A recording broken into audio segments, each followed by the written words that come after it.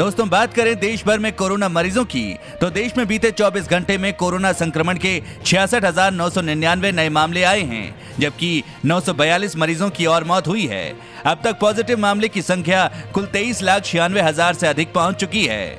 इसी के साथ आज की बड़ी खबरों में आप देखेंगे, इस राज्य में राशन की तरह लिमिट में मिलेगा पेट्रोल डीजल, जान लीजिए ये बड़ी खबर। साथ ही चिकन खाने से होता है कोरोना वायरस, जाने क्या है पूरी सच्चाई। इस पूरी खबर को जरूर जान लीजिएगा दोस्तों, आगे जानेंगे इससे जुड़ी पूरी जानकारी। साथ ही साथ 15,000 कमाने वाले को सरकार हर साल देगी 36,000, जान लीजिए पूरी योजना के बारे में। इस पूरी खबर को जानने के लिए बने रहिए हमारे साथ। अब जानिए, देश भर में खोले जा सकते हैं इस दिन से स्कूल, कोरोना संक्रमण के कारण बंद पड़े हैं मार्च से। जानेंगे कब से खुल सकते हैं स्कूल, इस पूरी खबर को जान लीजिएगा। दोस्तों, आगे आपके लिए एक बहुत बड़ी खबर निकल कर आई है। नौकरी गंवाने वाले लोगों को मोदी सरकार दे सकती है बड़ी राहत, अगले इतने महीने तक मिलेगा बेरोजगारी भत्ता। जानेंगे किन किन लोगों को मिल सकता है इसका लाभ, आगे जानेंगे इससे जुड़ी पूरी जानकारी। दोस्तों, ये सभी खबरें जानना बेहद जरूरी हैं। खबरों को विस्तार से जानने के लिए बने रहिए हमारे साथ। उससे पहले दोस्तों, इस वीडियो पर एक लाइक जरूर करिएगा। आपका एक लाइक करना ही हमारी मेहनत का फल है। तो चलिए बिना देरी किए लिए चलते हैं आपको आज की सबसे पहली खबर की तरफ। लॉकडाउन में नौकरी गंवाने वाले लोगों को मोदी सरकार दे सकती है बड़ी राहत, अगले इतने माह तक मिलेगा बेरोजगारी भत्ता। देश में गहराए कोरोना महामारी संकट के कारण लागू लॉकडाउन में जिन लोगों को नौकरी गंवानी पड़ी है, केंद्र की मोदी सरकार उन्हें बड़ी राहत देने जा रही है। दरअसल केंद्रीय श्रम मंत्रालय बेरोजगारों को बड़ी राहत देने पर विचार कर रहा है। नए प्रस्ताव के मुताबिक कर्मचारी राज्य बीमा निगम से जुड़े कर्मचारियों को बेरोजगारी होने की स्थिति में 6 महीने तक भत्ता दिया जाएगा। ये भत्ता अंतिम वेतन के 50% के बराबर होगा। साथ ही अब जानिए, भारत में कोरोना की एक और कारगर दवा लॉन्च, 100 ml की कीमत इतने रुपए। कोरोना के बढ़ते संक्रमण के बीच इसकी वैक्सीन को लेकर कई देशों से अच्छी खबरें सामने आ रही हैं। रूस ने कोरोना की पहली वैक्सीन बना ली है, जबकि भारत, ब्रिटेन, अमेरिका समेत कई देश वैक्सीन बनाने के काफी करीब हैं। दूसरी ओर कोरोना के इलाज में मददगार दवाएं भी लॉन्च हो रही हैं। पिछले कुछ महीनों में कोरोना के इलाज के लिए डेक्सामेथासोन, फेपिरावीर, कोरोवीर जैसी कई दवाएं सामने आई हैं, जिनकी बदौलत कोरोना मरीज तेजी से ठीक हो रहे हैं। भारत में कोरोना मरीजों की रिकवरी दर पहले की अपेक्षा बढ़ी है। आपको बता दें, जायडस कैडिला द्वारा लॉन्च किए गए रेमडेसिविर का नाम रेमडेक रखा गया है। इसकी 100 मिलीग्राम की शीशी की कीमत 2,800 रुपए रखी गई है। ये दवा फिलहाल सभी मेडिकल देश भर में खोले जा सकते हैं। इस दिन से स्कूल कोरोना संक्रमण के कारण बंद पड़े हैं मार्च से। कोरोना संक्रमण के चलते मार्च से ही बंद पड़े स्कूलों को सितंबर से खोला जा सकता है। अभी जो प्रस्तावित योजना है उनमें 10वीं और 12वीं के बच्चों को पहले बुलाया जाएगा, जिन्हें रोटेशन के अनुसार हफ्ते में 2 से 3 दिन ही स्कूल आना होगा। जैसे जैसे संक्रमण की स्थिति सामान्य होगी, वैसे वैसे बाकी कक्षाओं के छात्रों को भी बुलाने का फैसला लिया जाएगा। स्कूलों को खोलने का यह ऐलान 15 अगस्त के बाद हो सकता है। वैसे भी जिस तरीके से सुरक्षा मानकों के तहत सार्वजनिक बसों का संचालन, बाजार, मंदिर को आम लोगों के लिए खोला गया है, उससे स्कूलों को खोलने को लेकर भी दबाव बढ़ने लगा है। इसे लेकर निजी स्कूल सबसे ज्यादा सक्रिय हैं। साथ ही अब जानिए, आने वाला है गूगल का जबरदस्त फीचर, भूकंप आने से पहले ही मिल जाएगी पूरी जानकारी।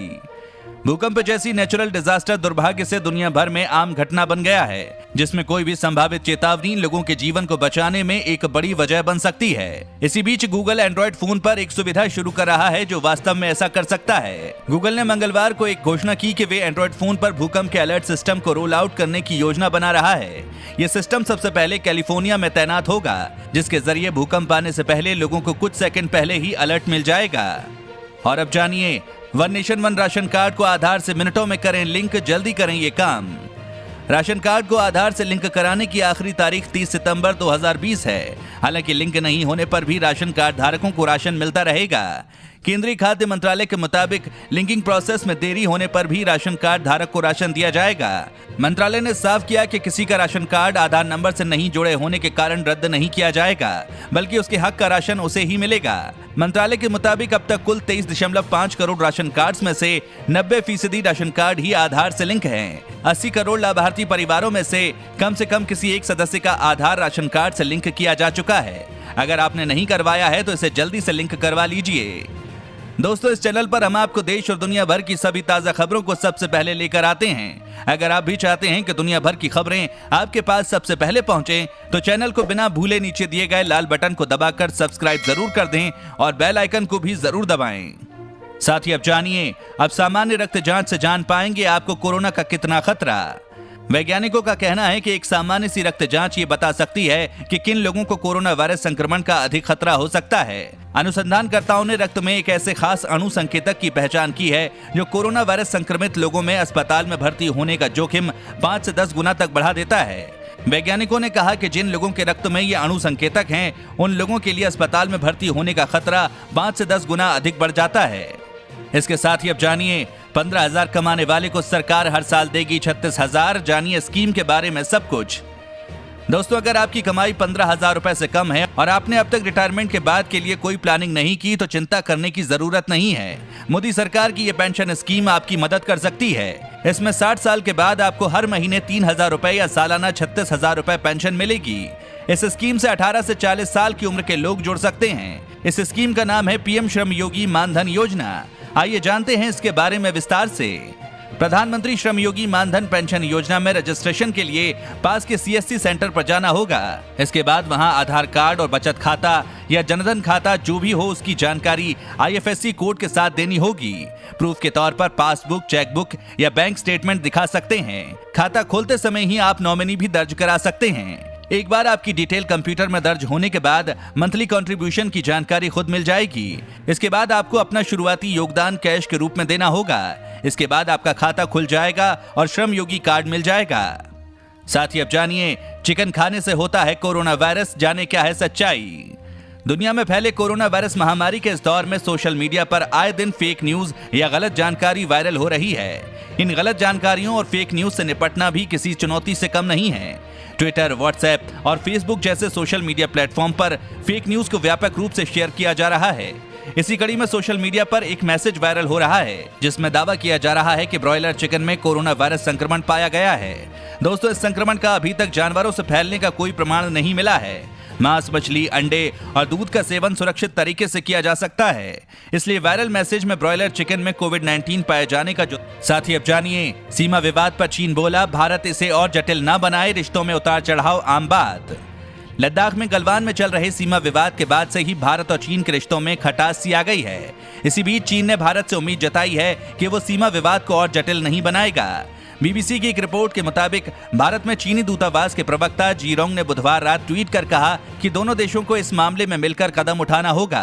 जीरोंग ने अपने ट्वीट में लिखा, उम्मीद है कि भारत ऐसा कोई कदम नहीं उठाएगा जिससे सीमा पर स्थिति और जटिल हो। साथ ही अब जानिए भारत ने चाइना को फिर दिया बड़ा झटका। इस बार 15 अगस्त पर नहीं बिकेगा ये चीनी सामान, होगा नुकसान। स्वतंत्रता दिवस के मौके पर देश भर में पतंगबाजी का चलन है। इस वजह से देश में पतंग और मांझे का करोड़ों में सालाना कारोबार होता है। इस बार भारत और चीन के बीच तनाव को दिल्ली समेत देश भर के व्यापारी चीनी मांझे का बहिष्कार कर रहे हैं। Confederation of all India traders के मुताबिक इस बार चीनी मांझा पूरे भारत में नहीं बिकेगा। वहीं कोरोना महामारी की वजह से इस बार पतंगे बेचने वालों को भी परेशानी का सामना करना पड़ रहा है। उनकी बिक्री में गिरावट हुई है। आपको बता दें, देश में चीन से लगभग 5,000 करोड़ रुपए का मांझा हर साल आता है, जो इस बार आयात नहीं हुआ। साथ ही अब जानिए 2 दिन में 1 लाख किसानों को मिलेगा पशु किसान क्रेडिट कार्ड। जानिए योजना के बारे में सब कुछ। पशुधन के जरिए किसानों की आय दोगुनी करने के काम में जुटी हरियाणा सरकार ने स्वतंत्रता दिवस पर 1 लाख लोगों को पशु किसान क्रेडिट कार्ड योजना का लाभ दिलाने का लक्ष्य रखा है। यानी 2 दिन में ये टारगेट पूरा हो सकता है।